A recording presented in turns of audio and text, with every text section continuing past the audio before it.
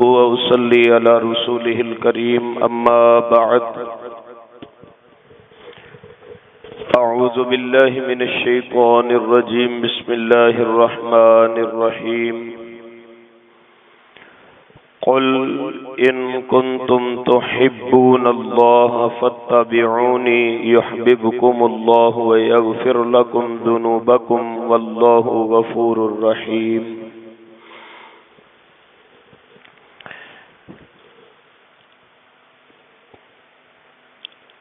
محبت الہی کے حوالہ سے کل ایک بنیادی کلیہ ہم نے پڑھا تھا کہ جس قدر اللہ تعالی کی معرفت ہمیں نصیب ہوگی اسی قدر محبت اپنے عروج کو پہنچتی جائے گی۔ اللہ سبحانہ و تعالی کی معرفت کا راستہ ایسا راستہ ہے جو انسان کو فکر کی راہ پہ گامزن کر کے اس کے دل میں محبت کے باغات پیدا کر دیتا ہے، کیونکہ اللہ تعالی کی محبت ہی ایک ایسی قوی محبت ہے کہ نہ اس سے پہلے دل میں کسی کی محبت ٹھہر سکتی ہے اور نہ اللہ کی محبت دل میں آباد ہونے کے بعد کسی کی محبت باقی رہ سکتی ہے۔ امام ابن تیمیہ رحمہ اللہ نے بڑی خوبصورت بات فرمائی۔ انہوں نے فرمایا کہ اللہ تعالی کی محبت کا اگر حصول ممکن بنانا چاہتے ہو تو پھر اللہ کے پسندیدہ کاموں کو اپنانا شروع کر دو اور اللہ کے ناپسندیدہ امور سے اجتناب شروع کر دو، تمہارے دلوں میں معرفت کے راستے کھل جائیں گے، اللہ کی محبت پیدا ہو جائے گی۔ امام ابن قیم رحمہ اللہ نے اس سے بھی آگے ایک بات فرمائی، وہ فرماتے ہیں کہ اللہ تعالی کی محبت کا عروج اس کا عالم یہ ہے کہ انسان بندگی کی انتہا کر دے، کسی کی محبت میں خود کو غلام بنا لینا، کسی کے احکام اور آداب اور قواعد و ضوابط کا خود کو پابند بنا لینا، یہ محبت کی بلندی کی دلیل ہے۔ لہذا اللہ کی محبت کے لیے شرط یہ ہے کہ اللہ کے احکامات پہ عمل کیا جائے۔ ہم نے آج قرآن مجید کی ایک آیہ مبارکہ اس کو آپ کے سامنے رکھا ہے، اس سے بھی محبت الہی کے راستے ہموار ہوتے نظر آتے ہیں، لیکن بنیادی کلیہ وہی ذہن نشین رکھے کہ اللہ سے اللہ کی محبت کو مانگنے کے لیے اللہ کی معرفت ضروری ہے۔ اللہ اکبر کبیرہ۔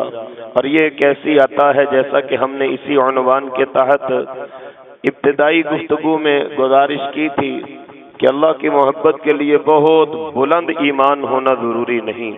ایک سادہ بندہ مومن جو محبت کی وادی میں اترتا جائے گا اس کا ایمان اتنا عروج ثریا کو پہنچتا جائے گا۔ سیدنا عبداللہ بن عمر رضی اللہ عنہما ایک جنگل میں جا رہے تھے تو ایک چرواہے سے ملاقات ہو گئی، تو اس سے پوچھا کہ آؤ بھائی ہمارے ساتھ کھانا کھا لو۔ وہ کہنے لگا میں روزے سے ہوں۔ حیران ہوئے کہ رمضان کا مہینہ بھی نہیں، عرب کی تپتی صحراؤں کی گرمی ہے، اور پھر اس سے بڑھ کے کہ تو ایک سفر کی حالت میں جنگل میں موجود ہے۔ وہ کہنے لگا محبت اسی کو تو کہتے ہیں کہ کسی کی محبت میں اس کی اطاعت کی جائے، غلامی اور بندگی کی انتہا کی جائے۔ خیر سیدنا عبداللہ بن عمر رضی اللہ عنہما نے اس کو آزمانے کے لیے پوچھا کہ یہ بکریاں تیری ہیں یا کسی کی اجرت پہ چراتا ہے؟ کہنے لگا یہ بکریاں میری نہیں، میرے پاس امانت ہیں اور میں اجرت پہ چراتا ہوں۔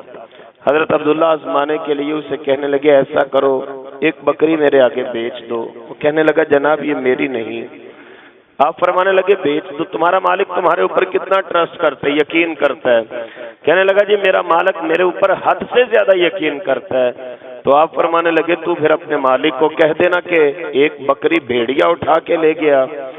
جب یہ کلمات سنے تو اس چرواہے کی چیخ نکل گئی اور کہنے لگا این اللہ، اگر یہی کیفیت رکھنی ہے تو پھر مجھے بتائیے اللہ کہاں ہے؟ تو معلوم ہوتا ہے کہ ایک بکریوں کے چرواہے نے بھی جب اللہ کی معرفت کو حاصل کر لیا تو پھر اس کے دل میں محبت کا عالم یہ ہے کہ حالات جیسے بھی ہوں میں اپنے اللہ کی نافرمانی نہیں کر سکتا۔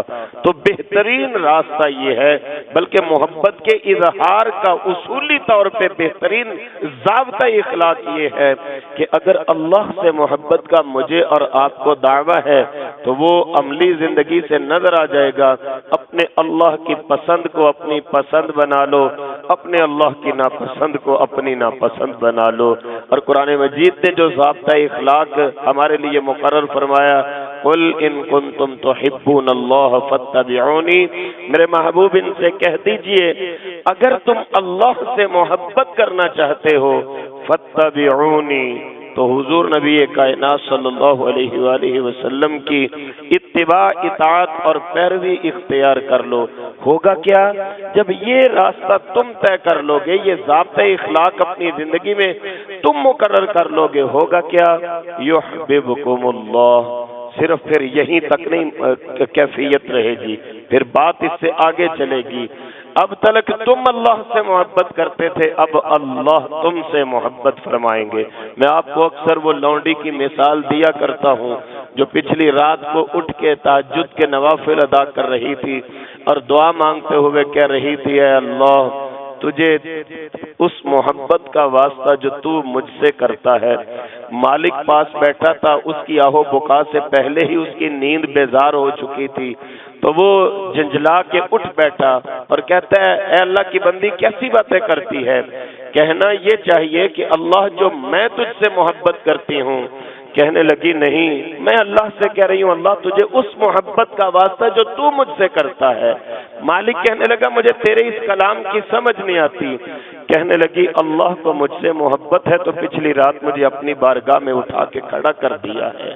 اللہ کو مجھ سے محبت ہے تو مجھے اپنے آگے ہاتھ پھیلانے کی توفیق عنایت فرما دی ہے۔ اس لیے اللہ سبحانہ و تعالی کی اطاعت اور اللہ کے رسول صلی اللہ علیہ وسلم کی تابعداری کیا کیفیت ہوگی؟ یحببکم اللہ، پھر تمہیں اللہ کی محبت نصیب ہو جائے گی، پھر آپ کو اللہ کی محبت کا عظیم تحفہ مل جائے گا۔ اللہ اکبر کبیرہ۔ اور صحابہ کرام کا اسوہ اور ان کی زندگی بڑی پڑی ہے ایسی عملی مثالوں کے ساتھ کہ جنہوں نے پھر اس ضابطۂ اخلاق کو طے کر کے واقعتاً اللہ کی محبت کے حصول کو ممکن بنا لیا تھا۔ یہی حضرت سیدنا عبداللہ بن عمر رضی اللہ عنہما ہیں۔ مسجد نبوی ہے، مسجد نبوی کے کئی دروازے ہیں، 300 سے اوپر تقریباً، تو ایک دروازے پہ آج بھی آپ دیکھیں تو باب النساء لکھا ہوتا ہے۔ تو سیدنا عبداللہ بن عمر رضی اللہ عنہما ایک روز رسول اللہ صلی اللہ علیہ وسلم کے پاس بیٹھے تھے، تو بطور مشورہ حضور نے ویسے ہی مشورے کے طور پہ آپ نے فرمایا عبداللہ یہ جو دروازہ ہے اس کو باب النساء نہ بنا دیں، یہ عورتوں کے لیے بنا دیں، عورتیں ادھر سے آئیں، نماز پڑھیں، جمعہ پڑھیں اور ادھر سے واپس چلی جائیں۔ سیدنا عبداللہ بن عمر فرماتے ہیں حضور نے حکم نہیں فرمایا تھا، صرف مشورے کے طور پہ فرمایا تھا کہ یہ فلاں دروازہ باب النساء نہ بنا دے۔ جس دن کا حضور نے اس دروازے کے متعلق فرمایا کہ یہ عورتوں کا دروازہ ہے، زندگی گزر گئی، عبداللہ نے کبھی اس دروازے سے گزر کے نہیں دیکھا کہیں حضور کی مخالفت نہ ہو جائے۔ مصور کھینچ وہ نقشہ جس میں یہ صفائی ہو، ادھر فرمان پیغمبر ہو، ادھر گردن جھکائی ہو۔ آئیے مل کے اپنا محاسبہ کریں اور احتساب کریں ہم اپنی عملی زندگی کا کہ میری اور آپ کی زندگی میں اللہ اور اللہ کے رسول علیہ السلام کے پسندیدہ امور کون سے ہیں اور ناپسندیدہ امور سے کس حد تک ہم کو کراہت ہے اور ہم انہیں ناپسند کرتے ہیں۔ محبت کا تعین بھی ہو جائے گا اور اگر اطاعت کے تقاضے پورے ہو گئے تو اللہ کی محبت بدلے میں بطور تحفہ نصیب بھی ہو جائے گی۔ اور یہ بات یقینی ہے جسے اللہ کی محبت مل گئی اس کی دنیا بھی کامیاب، اس کی قبر بھی روشن، اس کا کفن بھی میلا نہیں ہوتا اور اس کی آخرت بھی سرخرو ہو جائے گی۔ اللہ سبحانہ و تعالی مجھے اور آپ کو اپنی اور اپنے محبوب علیہ السلام کی محبت حقیقی معنوں میں نصیب فرما دے۔ وہ عوامل، وہ راستے، وہ اسباب جو اللہ کی محبت کی منزل تک پہنچاتے ہیں، دعا کیجیے اللہ سبحانہ و تعالی ہم سب کو ان راستوں کا راہی بنا دے،